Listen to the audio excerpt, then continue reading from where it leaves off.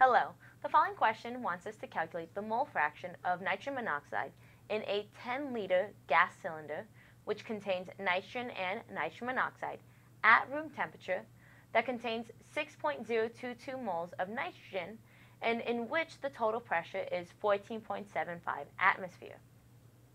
Right now we know we're dealing with a mixture of gases, so this is going to play a role with Dalton's Law of partial pressures. They also give us the total pressure of our system, and they give us the temperature and the volume. So if we're looking for the mole fraction of nitrogen monoxide, we know mole fractions are the number of moles of the component that you're looking at over the total number of moles. Or it can also be in regards to partial pressure of that component over your total pressure of your system.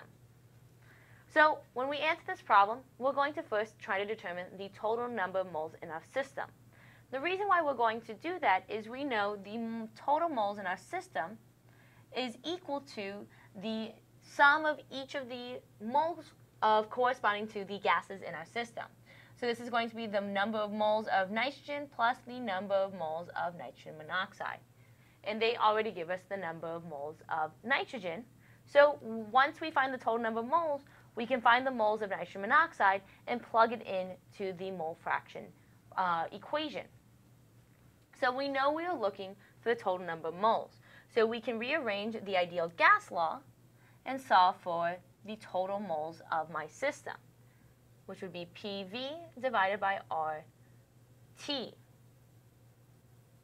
So once we have this, we can then plug in everything that they give us. They give us atmospheres. They give us a pressure in atmospheres, so 14.75 atmospheres, multiplied by the volume, 10 liters, divided by our R constant, which is 0.08206.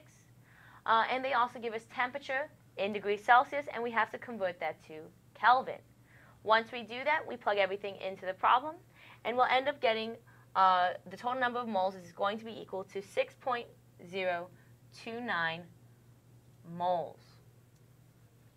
So once we get our moles of our total moles of our system, we can then find the number of moles of nitrogen monoxide by taking our total moles, 6.029 moles, minus the number of moles corresponding to nitrogen,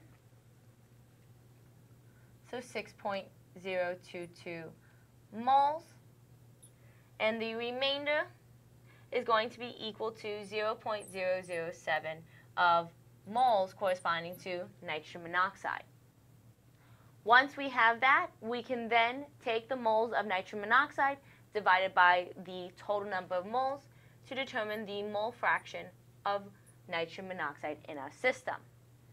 So this will be 0.007 moles divided by 6.029 moles, and we'll get a mole fraction equal to 0.001. Remember, mole fractions are dimensionless, so they don't have any units corresponding to them. And so if we go back to the problem, we're trying to determine what they were asking. They were asking us to calculate the mole fraction of nitrogen monoxide by giving us the volume of our cylinder, the temperature, and the total pressure.